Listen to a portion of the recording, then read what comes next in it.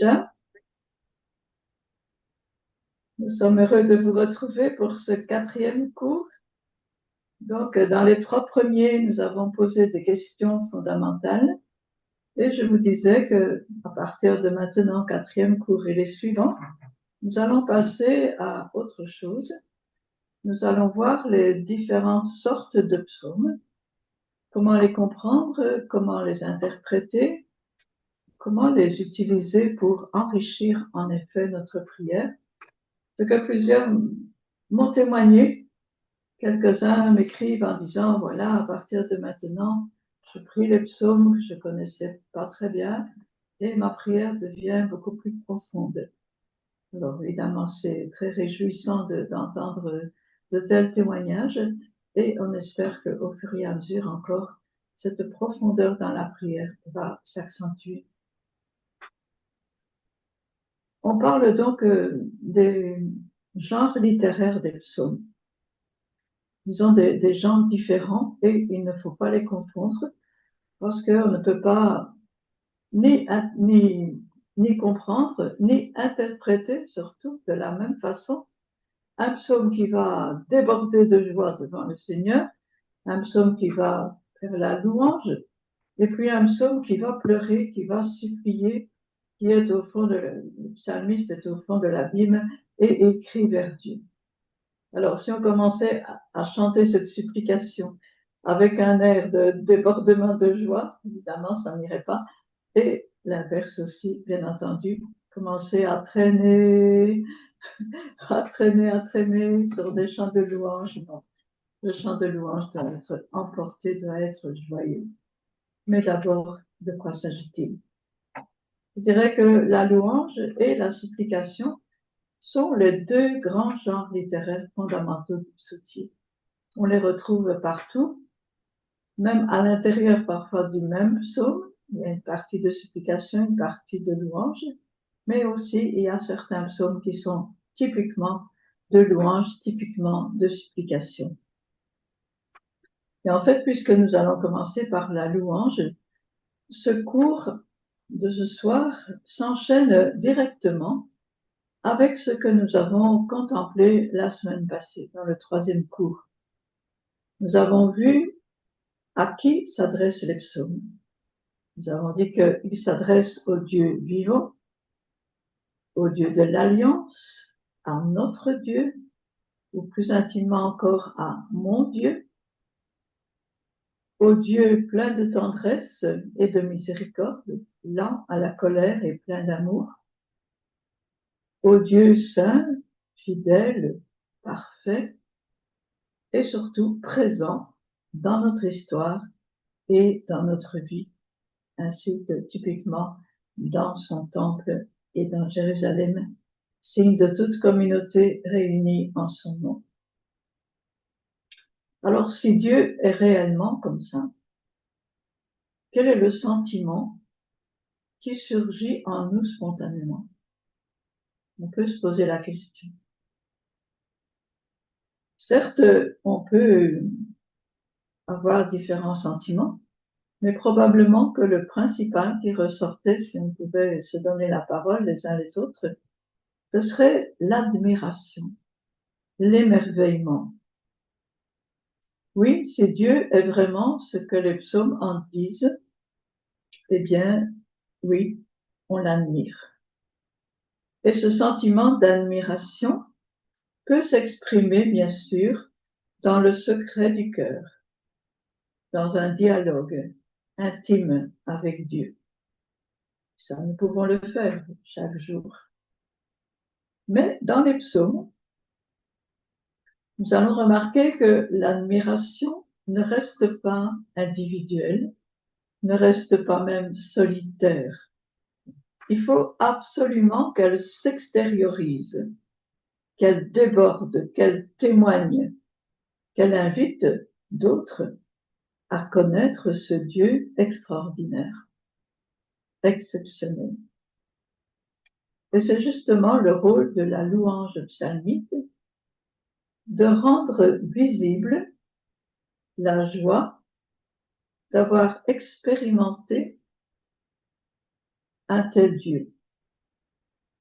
un Dieu qui est présent dans ma vie, dans notre vie, dans la vie de notre société, même si parfois on le rejette, mais il y travaille, parfois en silence, mais profondément. Un Dieu qui intervient dans l'histoire, un Dieu qui est présent dans ma vie. On pourrait dire aussi, devant toutes ces qualités de Dieu, on l'adore, bien sûr. Mais ici, dans les psaumes, l'adoration devient célébration. Et on n'a pas besoin, comme dans certaines religions, de s'abaisser dans la poussière pour adorer Dieu, mais au contraire, on se tient debout, certes avec respect, avec dévotion, mais aussi avec enthousiasme.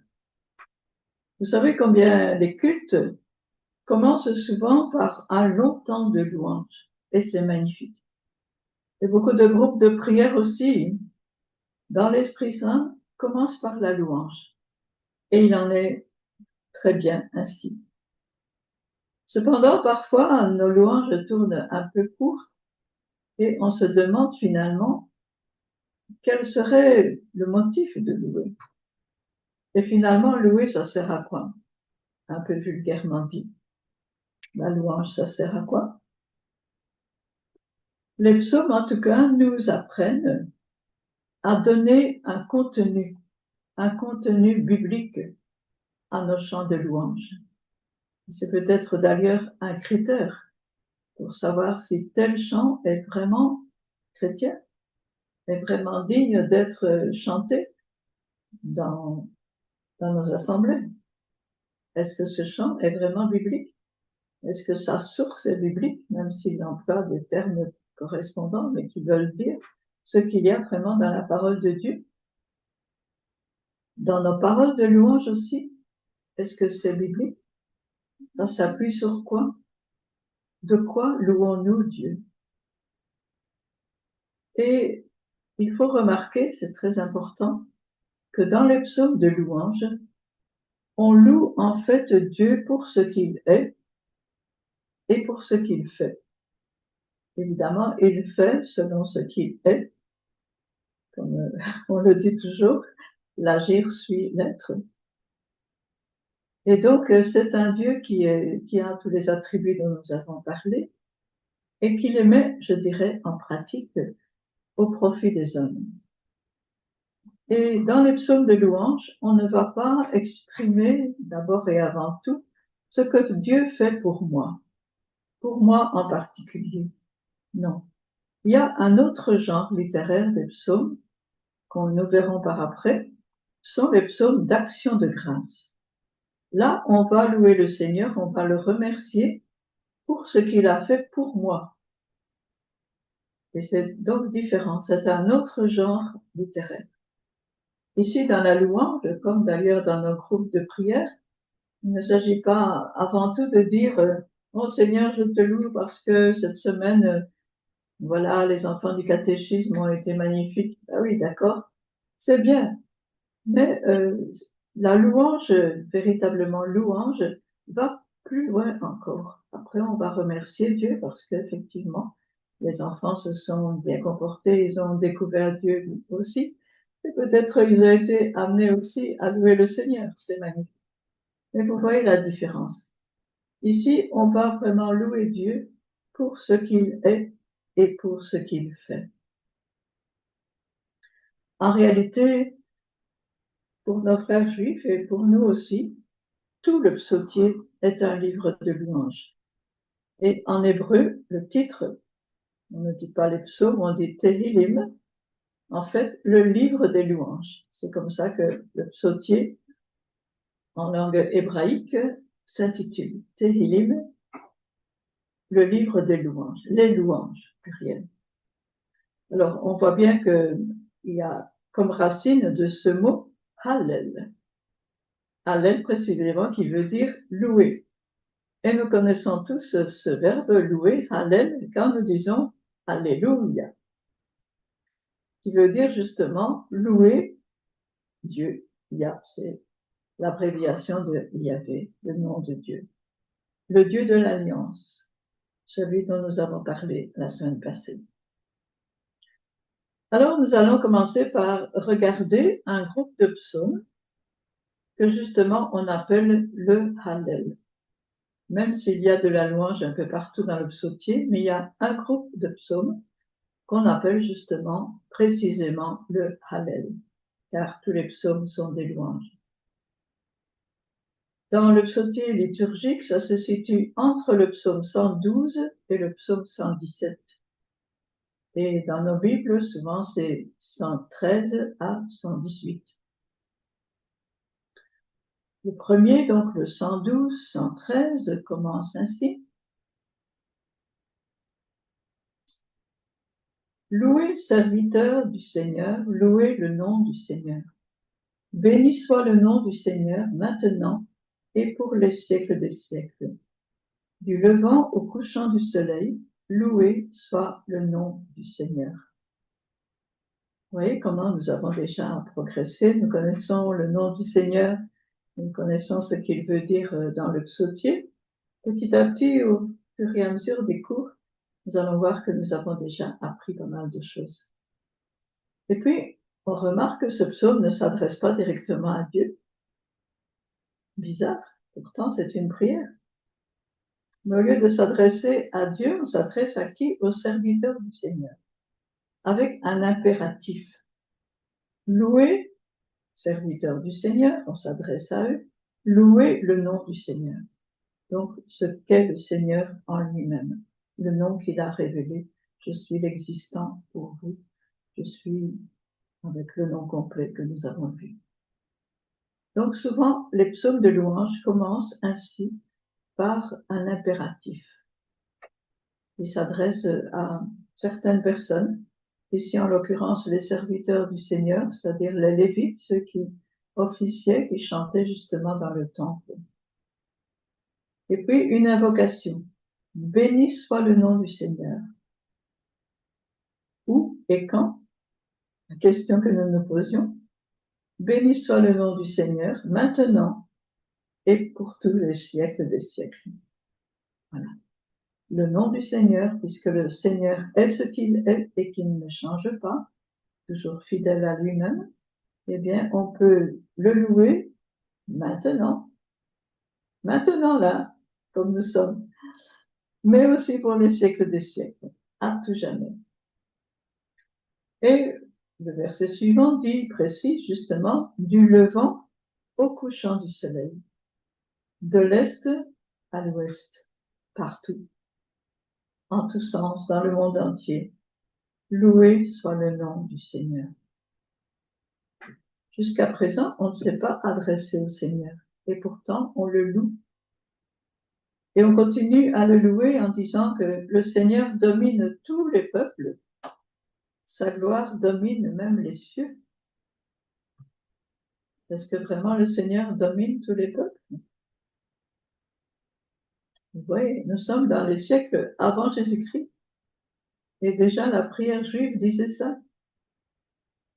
Le Seigneur domine tous les peuples. Et pourtant le petit pays là, d'Israël, le petit pays, car la province de Palestine, était entourée de grands pays avec toutes sortes de dieux différents. Mais ils étaient tellement sûrs que leur Dieu, c'est le vrai Dieu, le Dieu unique, qui domine tous les peuples. C'est beau de penser à cela. Alors, le psalmiste pose une question. Qui est semblable au Seigneur notre Dieu? Évidemment, la réponse se trouve dans la question. Il va bien sûr répondre qu'il n'y a personne qui est semblable à notre Dieu. Qui est semblable au Seigneur notre Dieu? Donc, le Dieu de l'Alliance, le Dieu qui est avec nous. Pourquoi le louer? Justement parce qu'il n'y a personne qui est semblable à lui. On pourrait dire en notre langage, c'est la même chose. On doit le louer parce qu'il est incomparable, parce qu'il est exceptionnel. Et beaucoup de gens aujourd'hui découvrent que Jésus, l'image parfaite de Dieu, est l'homme le plus exceptionnel qui existe, le plus incomparable qui existe. Il y a beaucoup de musulmans qui se convertissent aujourd'hui, et quand ils découvrent la vraie personnalité de Jésus, le caractère de Jésus, ils disent, en tout cas, il n'y a personne comme lui. Et donc, est-ce que vraiment, il ne serait pas le Fils de Dieu? Et ce qui est exceptionnel, c'est que justement Dieu est à la fois très haut, mais qu'il abaisse son regard sur la terre. Il abaisse son regard à la fois vers le ciel et vers la terre, comme pour faire le lien entre les deux. Et quand il regarde la terre, il s'intéresse particulièrement aux plus pauvres. Le texte le dit, de la poussière, il relève le faible. Il retire le pauvre de la cendre. Vous voyez des gens qui sont vraiment dans la misère la plus terrible, la plus cruelle, qui est comparée à la cendre, à la poussière. Et quand le Seigneur veut relever un tel pauvre, c'est pour faire quoi? Pour qu'il siège parmi les princes de son peuple. Ah. Faire en sorte qu'un pauvre devienne un prince. Il faut le faire, comme on dit.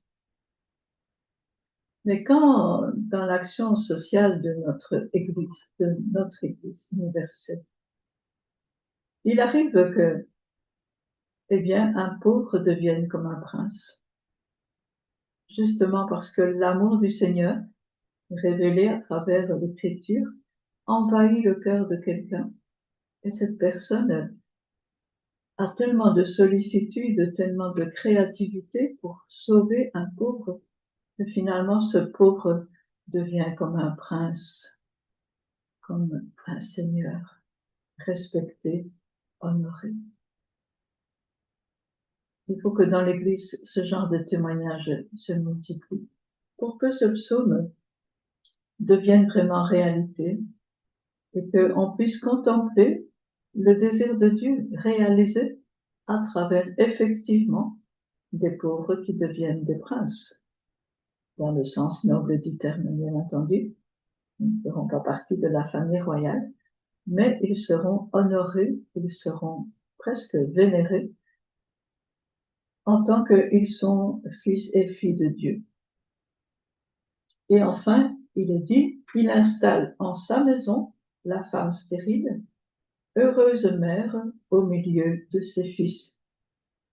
Ça aussi, le Seigneur aime bien réaliser, faire en sorte que même la femme stérile puisse être heureuse au milieu de ses fils, soit que, effectivement, sa stérilité, à un moment donné, stoppe ou qu'elle peut enfanter, après peut-être des années en pensant qu'elle n'aura pas d'enfant, et puis le miracle se fait, ou bien en adoptant d'autres enfants, mais qu'elle soit heureuse au milieu de ses fils. Tel est le projet de Dieu que on loue dans ce psaume 112-113.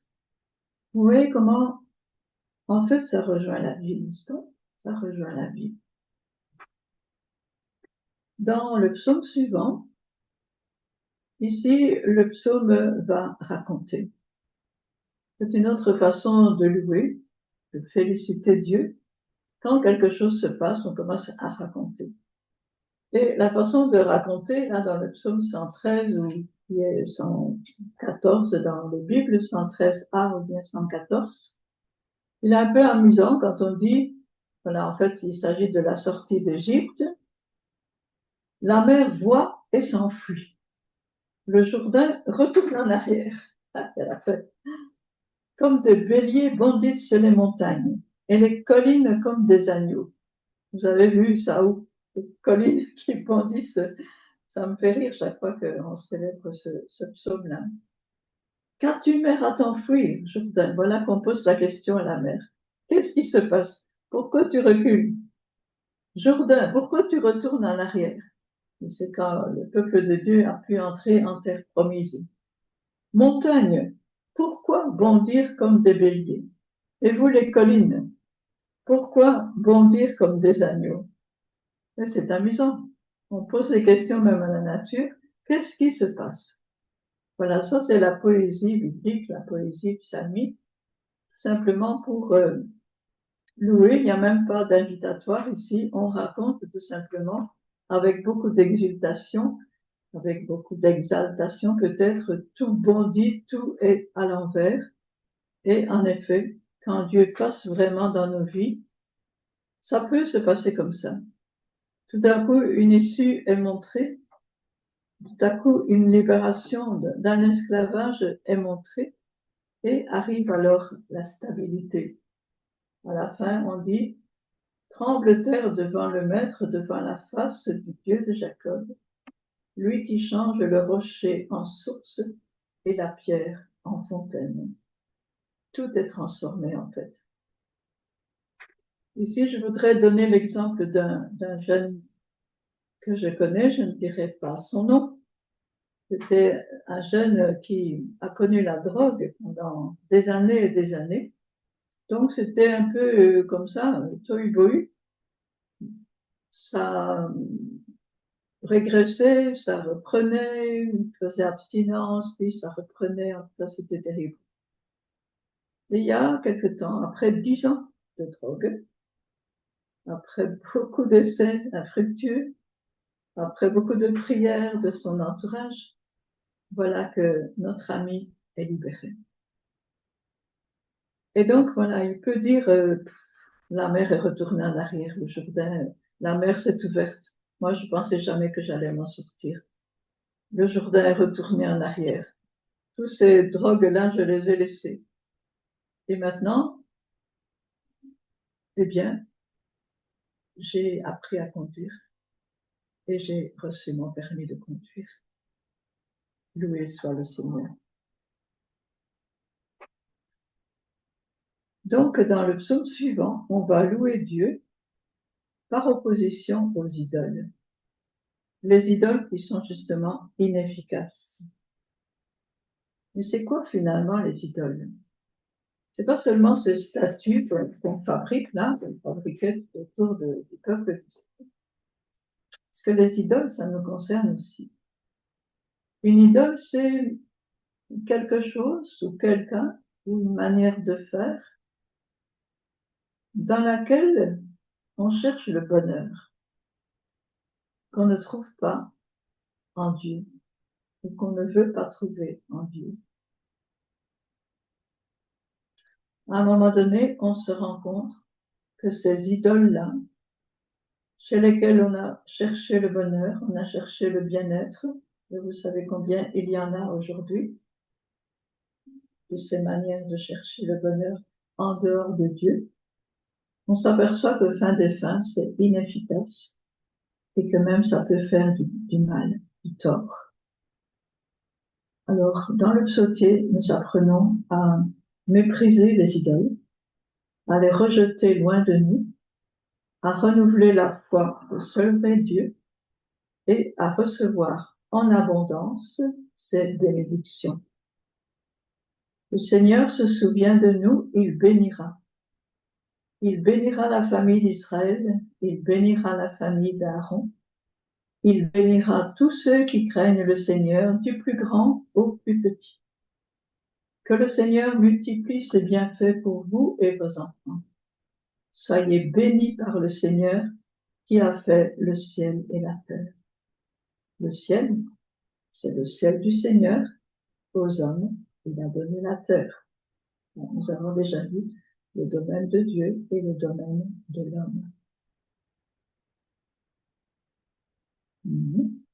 Donc voilà, si on veut bénir vraiment avec les paroles des psaumes, on prend ce psaume 113, 114, 115 déjà d'après les doubles.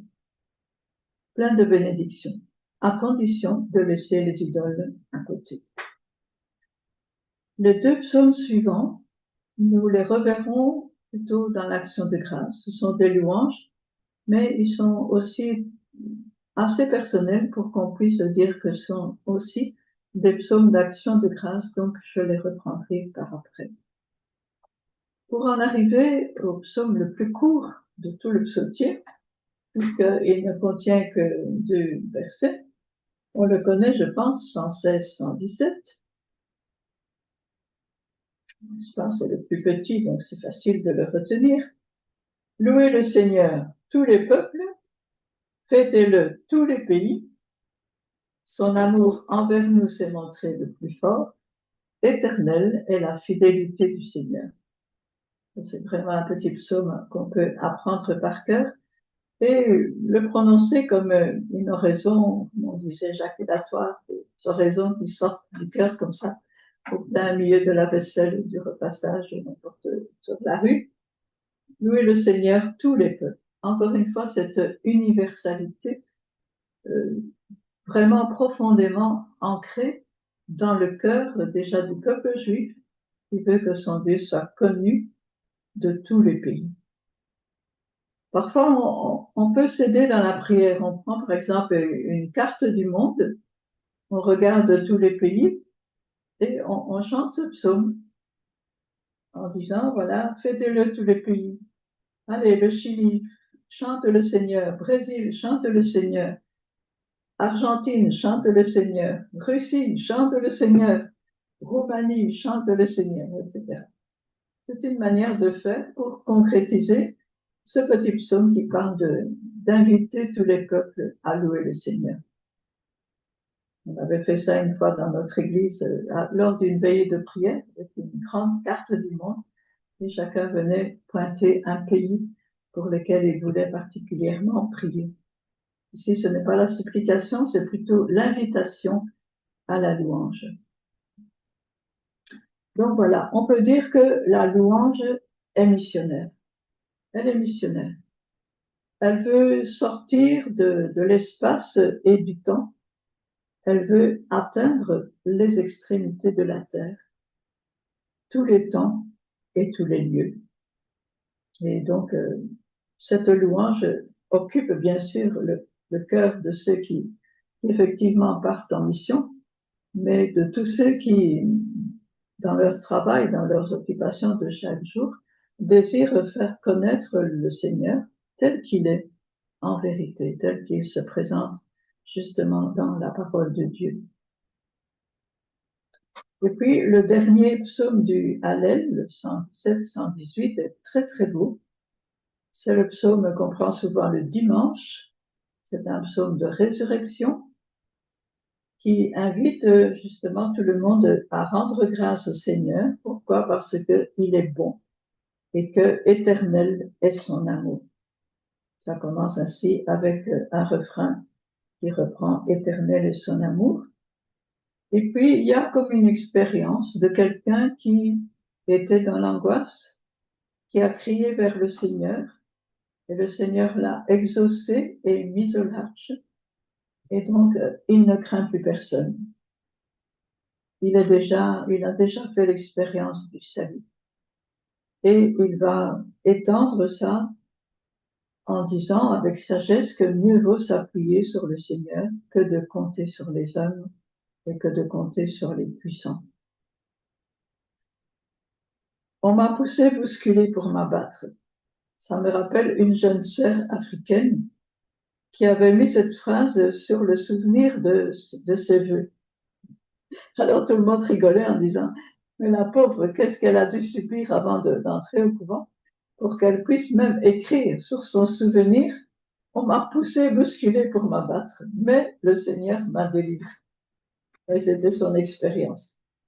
Donc ici, vraisemblablement, il ne s'agit pas que d'une personne, mais cette personne représente beaucoup de gens qui, effectivement, ont été au bord de l'abîme, au bord presque de la mort, et le Seigneur les a sauvés. Alors, si le Seigneur a sauvé, il est dit au verset 17, « Non, je ne mourrai pas, je vivrai, pour annoncer les actions du Seigneur. » C'est un verset qui touche beaucoup le cœur des rescapés de toutes sortes de problèmes. problèmes que nous connaissons, les gens qui échappent à la mort d'une façon presque inattendue, presque miraculeuse, et qui se disent au fond, pourquoi moi je suis resté? Pourquoi je ne suis pas mort? Et ce verset dit non, je ne mourrai pas, je vivrai. Mais pourquoi? Pas pour m'amuser, pour annoncer les actions du Seigneur. Alors il continue en disant, ouvrez-moi les portes de justice. Nous allons entrer en procession dans le temple, justement pour extérioriser cette merveille. En fait, la pierre qu'avaient rejetée les bâtisseurs, c'est elle qui est devenue la pierre d'angle. Vous voyez comment c'est facile d'appliquer ce texte, évidemment, au Seigneur Jésus, qui, lui, est mort, mais a été ressuscité. Donc, le Seigneur l'a ressuscité d'entre les morts. Et donc, voici le jour que fit le Seigneur, le jour de Pâques, le jour de la résurrection. Mais on chante aussi ce psaume quand on va avec les rameaux en main, formez vos cortèges rameaux en main jusqu'auprès de l'autel. Ça fait allusion donc à l'entrée de Jésus à Jérusalem, où les gens ont coupé des rameaux pour venir l'honorer. Tu es mon Dieu, je te rends grâce, mon Dieu, je t'exalte. Exalter, aussi un de ces mots du vocabulaire de louange, c'est-à-dire élever, exalter, mettre en haut le Seigneur qui m'a fait du bien et auquel je rends grâce avec tout mon peuple, parce que il est bon, parce que éternel est son amour. Ensuite de ça, il faut dire qu'il y a un psaume tout à fait spécial qu'on appelle celui-là le grand Hallel. Mais avant d'y arriver, je vous dis déjà que tous les psaumes que nous venons de voir dans le Hallel, Jésus lui-même, avec ses apôtres, les a chantés.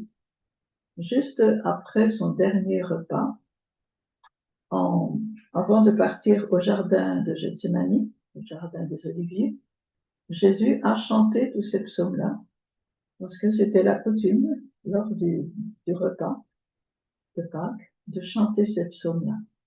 Et c'est très beau de voir que ce dernier psaume que je viens de commenter, Jésus lui-même l'a chanté. Non, je ne mourrai pas, je vivrai. Alors qu'il allait mourir, mais aussi ressusciter. Donc vraiment, on s'unit très fort à Jésus qui lui-même a chanté tous ces psaumes-là. Et puis je disais qu'il y a un grand Hallel, un seul psaume, c'est le psaume 135 ou 136, suivant les versions. C'est un psaume qui a un refrain litanique. On répète 26 fois, car éternel est son amour. Et on loue le Seigneur à la fois pour sa création, pour la sortie d'Égypte, pour toutes les libérations qu'il a pu faire, et pour sa miséricorde au quotidien. Pourquoi 26? Parce que c'est le chiffre de Dieu, le tétragramme. Si on prend avec la numérotation, on dira que Yod vaut 10, que He vaut 5, il y a 2 fois E, donc ça fait déjà 20, et le Vav, c'est 6, donc ça fait 26. On dit que 26, c'est le chiffre de Dieu. Éternel est son amour, c'est le mot Chesed, justement, que nous avons vu, c'est-à-dire cet amour-là inconditionnel, indéfectible, responsable de ce qu'il a engagé. Bon, ça fait déjà pas mal de psaumes de louange, mais quand nous allons à la fin du psautier, il y a encore une série de psaumes qui commencent par Alléluia, comme par hasard. Et ce sont justement des psaumes de louange qui sont un peu différents de ceux que nous venons de voir, en ce sens que les motifs de louange sont plus concrets encore, plus explicites, plus accessibles sans doute à notre expérience. Je vous donne quelques exemples. Pourquoi on loue Dieu dans ces psaumes-là? Donc, c'est à partir du psaume 145 jusqu'à 150. Tous les derniers psaumes du psautier sont des psaumes de louange. Et c'est beau de voir ça. On termine en louant Dieu, jusque dans le grand psaume de 150. Pourquoi on loue le Seigneur dans ces psaumes-là? Parce qu'il fait justice aux opprimés, aux affamés, il donne le pain, il délie les enchaînés, il ouvre les yeux des aveugles, il redresse les accablés, il protège l'étranger, il soutient la veuve et l'orphelin, étrangers, veuves, orphelins, des catégories vulnérables. Et quand nous voyons ça, évidemment, nous voyons comment Jésus lui-même a agi. Il ouvre les yeux des aveugles. C'est bien ça qu'il a fait, réalisant la prophétie aussi d'Isaïe, mais aussi ce qu'en disaient les psaumes. Il délie les enchaînés. Oui, il y a toutes sortes de choses qui nous enchaînent. Nous avons parfois besoin de libération, nous avons besoin de délivrance. Et le propre de Dieu, c'est justement de délivrer les enchaînés. On le chante dans ce psaume-là, dans ce psaume de la fin du psautier. Il redresse les accablés, ceux qui ont tellement de peine qu'ils n'en peuvent plus. Ils disent, je n'en peux plus, je n'en peux plus. Et le Seigneur vient, il redresse, comme Jésus a fait pour le paralytique au bord de la piscine, celui-là qui était couché depuis 38 ans et qui n'arrivait jamais à entrer dans la piscine quand c'était le moment. Il était complètement accablé. Il disait que personne ne vient le sauver, ne vient même l'aider. En 38 ans, il n'avait même pas réussi à se faire aucun ami pour l'aider. C'était vraiment accablé, accablé, accablé. Et Jésus l'a relevé. Et le psaume annonce déjà tout cela. Il rebâtit Jérusalem, il rassemble les déportés. Il guérit les cœurs blessés. Là aussi, c'est important de louer le Seigneur pour cela. Et pas seulement de le louer, mais de faire l'expérience, de pouvoir avoir son cœur, bien sûr, blessé par beaucoup de choses de la vie, ou par beaucoup de personnes qui offensent, qui blessent, mais le Seigneur est capable de guérir les cœurs brisés. Brisés, pas seulement blessés. Et il soigne leurs blessures. Le cœur est brisé à force d'être blessé. Et le Seigneur est capable de guérir. Et c'est très beau que dans les psaumes qui nous révèlent le vrai Dieu, tous ces motifs de louange soient énumérés. Bien sûr, après, il va le faire dans la vie de certaines personnes qui vont rendre grâce, et ce sera un autre genre littéraire, donc l'action de grâce pour les bienfaits personnels de Dieu. Aussi, Dieu agit dans la nature. On dit qu'il prépare la pluie, qu'il fait germer l'herbe, il fait pousser les plantes pour donner la pâture aux troupeaux et même aux petits du corbeau qui la réclament. Le Seigneur nourrit les oiseaux du ciel. Et surtout, dit le psaume 147, il envoie sa parole sur la terre. Déjà ses prophètes, et puis sa parole en elle-même, Jésus, son propre Fils. Et cette parole court dans le monde. Rapide, son verbe la parcourt. Il envoie sa parole sur la terre. Rapide, son verbe la parcourt. Et c'est grâce aux témoins de Dieu, à ses messagers, que la parole est capable de courir. Est-ce que nous faisons sortir la parole de nos temples, de nos églises, pour qu'elle court dans les rues, rapidement, qu'elle puisse résonner aux oreilles de beaucoup de personnes qui alors vont se tourner aussi vers le Seigneur parce qu'ils vont davantage le connaître. Rapide, mon verbe la parcourt la terre. Oh, que c'est beau. Donc voilà, vous avez le Hallel, le grand Hallel, les psaumes de louange de la fin du psautier, mais à travers le psautier, on trouve encore quelques autres psaumes de louange que je vais vous énumérer, comme ça vous les aurez tous en fait. Et l'embarras du choix, non pas l'embarras du choix, parce que il faut tous les chanter, ils sont trop beaux. Et donc, il y en a un qui est très connu, bien sûr, Au Seigneur notre Dieu, qu'il est grand ton nom partout de la terre. Évidemment, c'est le psaume 8, tout au début du psautier. Là, on se met sous le ciel étoilé et on dit, avoir ton ciel, ouvrage de tes mains, qu'est-ce que l'homme pour que tu penses à lui? Qu'est-ce que l'homme pour que tu en prennes souci? Donc, c'est une louange à partir de la nature. Aussi, ça fait partie de la vie spirituelle pour certains, surtout qui sont sensibles à la nature, et bien, en regardant le ciel étoilé, ou alors le soleil qui va se lever, comme dans l'autre psaume, 18, 19. Il y a des gens qui, voyant le soleil qui se lève, sont tout émerveillés quand c'est l'aurore, l'aube, le soleil qui se lève, qui commence à briller. Ça donne la joie. Et puis certaines personnes disent, ben, le Seigneur, il est comme ça. Il vient. Il vient dans nos vies comme un soleil qui va nous éclairer, comme un soleil qui va nous réchauffer le cœur. Et tel un époux, dit le psaume, c'est très beau, tel un époux, il sort de sa tente et il s'élance en conquérant joyeux. C'est un psaume, bien entendu, qu'on peut utiliser spécialement au temps de Noël.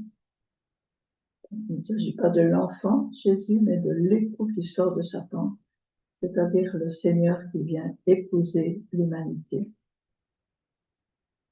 Donc voilà le psaume 8, le psaume 18-19, qui contemple la nature, spécialement le ciel, le soleil, et qui continue en célébrant aussi la loi du Seigneur, ses commandements, ses préceptes qui vont illuminer la vie en montrant le bon chemin, avec beaucoup de simplicité, avec beaucoup de clarté.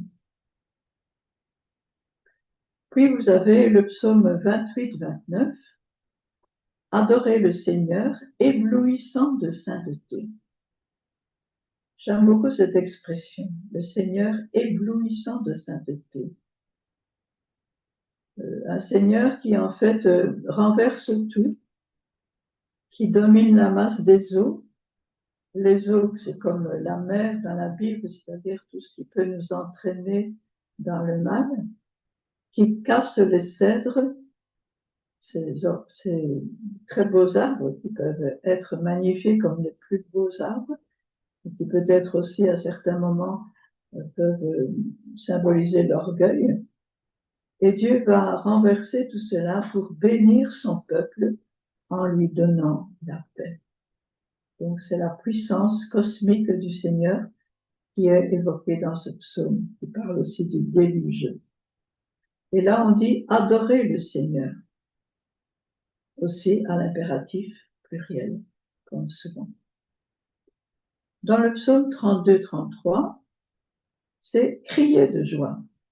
Une autre façon de manifester la louange, c'est pas seulement de chanter ou de jouer, mais aussi de crier, de faire une ovation.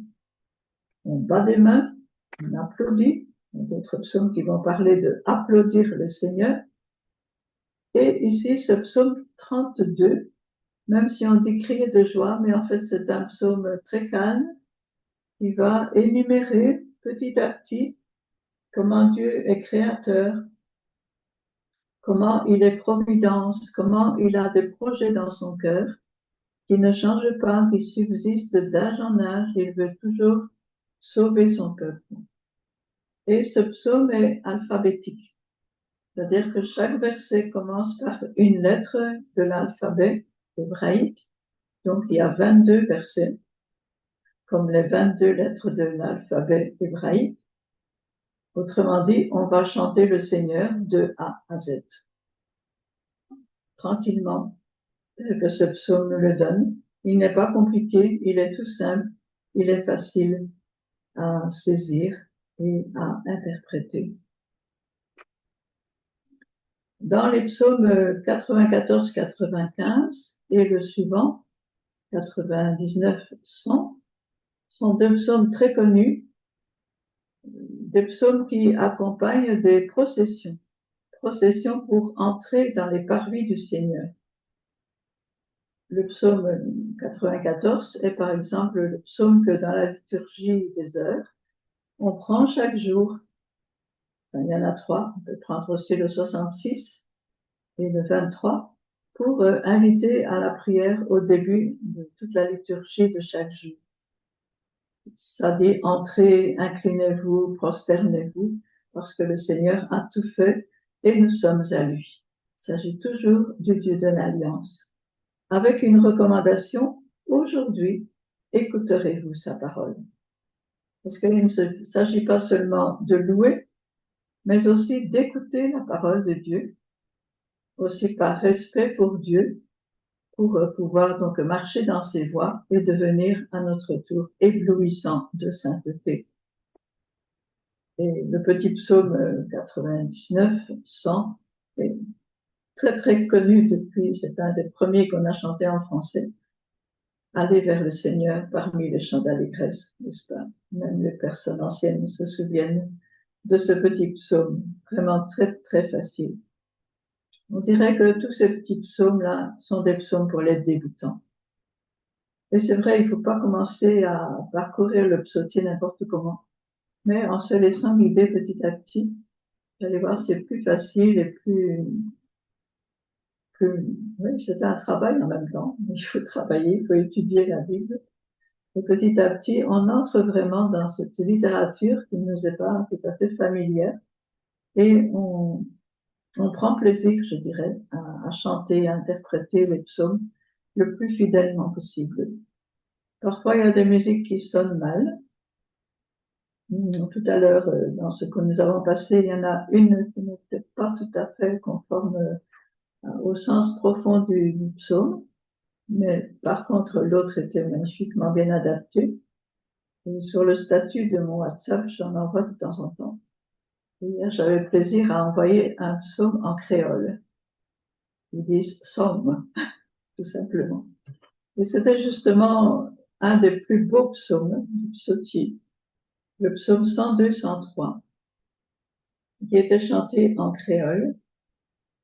Et là, je ne résiste pas à vous en lire comme partie parce que c'est un des psaumes les plus émouvants de tout le psautier, un des plus beaux. On n'y résiste pas. Et ici, ce n'est pas un impératif qui est employé. Oui, c'est un impératif, mais qui s'adresse à soi-même. On ne dit pas aux autres, louez le Seigneur, bénissez le Seigneur, adorez le Seigneur, jouez pour le Seigneur, dansez même pour le Seigneur, mais on s'adresse à soi-même. On dit, bénis le Seigneur, ô mon âme. Donc, je m'invite moi-même. C'est l'invitatoire qui est adressé à moi-même, à mon âme. Bénis le Seigneur, ô mon âme. Bénis son nom très saint, tout mon être. Tout mon être, c'est-à-dire à la fois mon corps, mon âme, avec toutes ses émotions, avec ses pensées, ce qui occupe notre âme, et mon esprit, c'est-à-dire cette part de moi qui est capable d'entrer en relation avec Dieu. Bénis le Seigneur, ô mon âme, n'oublie aucun de ses bienfaits. Car, souvent dans le psautier, comme je vous l'ai dit, on juxtapose les phrases, et il y a un simple car, qui, en hébreu, K-I, qui signifie la raison pour laquelle on le fait. Donc, c'est pas compliqué comme syntaxe, car, pourquoi le louer, pourquoi le bénir dans mon âme? Car il pardonne toutes tes offenses. Première caractéristique de Dieu pour laquelle on peut le louer personnellement, c'est parce qu'il pardonne toutes mes offenses. Et il te guérit de toute maladie. De toute maladie. Il réclame ta vie à la tombe. Donc, je dirais, même si tu meurs, le Seigneur ne va pas te laisser dans la tombe. Oui, physiquement, ton corps, mais il va ressusciter. Et déjà, ton esprit va partir avec lui. Et il te couronne d'amour et de tendresse. Dans le psaume 8, on disait qu'en créant l'homme, il l'a couronné de gloire et d'honneur. Et maintenant, en pardonnant à l'homme, en le recréant, il le couronne d'amour et de tendresse. Il comble de bien tes vieux jours. Oh, c'est bien pour moi, hein? Oui, il comble de bien mes vieux jours. Et là, le psaume dit, dis ça à ton âme. Il comble de bien tes vieux jours, il te renouvelle comme l'aigle, il renouvelle comme l'aigle ta jeunesse. Le Seigneur fait œuvre de justice, il défend le droit des opprimés, etc. Puis le nom complet de Dieu, verset 8, le Seigneur est tendresse et pitié, lent à la colère et plein d'amour. Il n'est pas pour toujours en procès, et il ne maintient pas sans fin ses reproches. Il n'agit pas envers nous selon nos fautes, et ne nous rend pas selon nos offenses. Heureusement, hein, on peut vraiment louer le Seigneur pour ça. Comme le ciel domine la terre, fort est son amour pour qui le craint. Comme est loin l'Orient de l'Occident, il met loin de nous nos péchés. Comme la tendresse du Père pour ses fils, la tendresse du Seigneur pour qui le craint, etc. Il sait de quoi nous sommes façonnés. Et c'est notre fragilité. C'est pourquoi il a pitié de nous. C'est un psaume vraiment extraordinaire. Si on ne devait qu'en choisir qu'un, peut-être ce serait celui-là. Et il est suivi par un grand psaume 103-104, le grand psaume de la création, qui est surtout pris le jour de la Pentecôte, justement, parce qu'il nous parle de l'Esprit de Dieu qui renouvelle toute la création. Et le suivant entretient le souvenir de tout ce que le Seigneur a fait. Lui-même, il se souvient de son peuple et nous nous souvenons de lui, la mémoire étant le lieu privilégié de la louange, parce qu'on loue le Seigneur pour l'expérience qu'on en a faite et dont on se rappelle dans sa mémoire. Tout cela pour dire enfin que la louange étant gratuite, la louange est gratuite. Si on dit à quoi sert la louange, j'ai envie de répondre, ça ne sert à rien. Dans la louange, on ne demande rien à Dieu. On le loue, on le félicite, on l'admire. Et comme dit une parole de la liturgie, quelque part, nos chants n'ajoutent rien à ce qu'il est, mais ils nous rapprochent de lui. Ça, c'est peut-être le secret des psaumes de louange. En fait, ils ne servent à rien comme tels.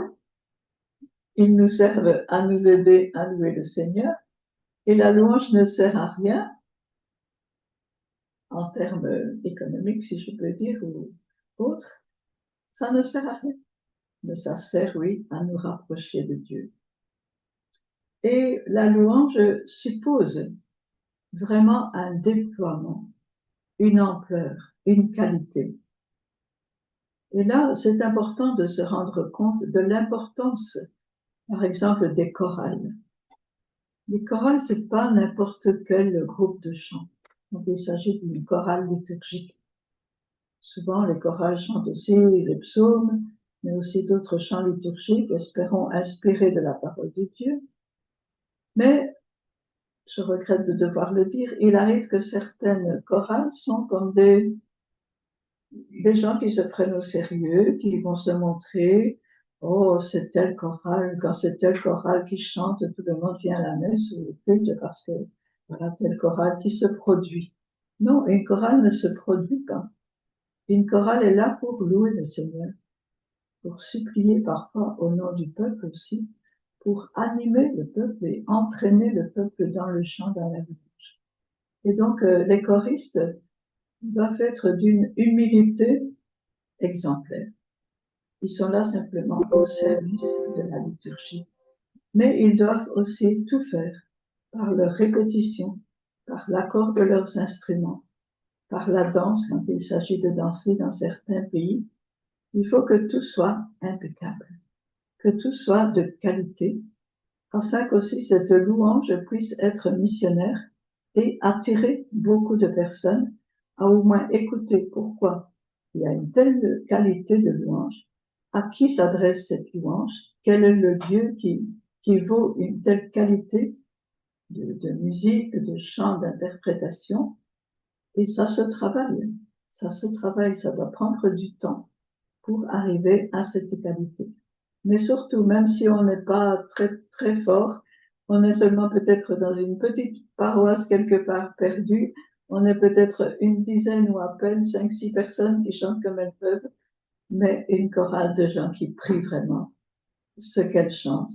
Alors là, on rejoint en direct la prière inspirée par Dieu dans les psaumes et qui nous a justement exhortés à adorer le Seigneur de tout notre être et de faire une louange de qualité qui soit missionnaire, gratuite, désintéressée et qui ne pense que à féliciter Dieu, à lui dire toute notre admiration. Merci de le faire de plus en plus chaque jour et animons-nous aussi, encourageons-nous les uns les autres à le faire. Merci pour les commentaires que vous mettrez sous cette vidéo afin qu'elle se répande aussi le plus possible parmi nous et peut-être qu'elle s'ouvre à des personnes qui ne connaissent pas le Seigneur. Pourquoi pas? La louange est missionnaire, la prédication aussi.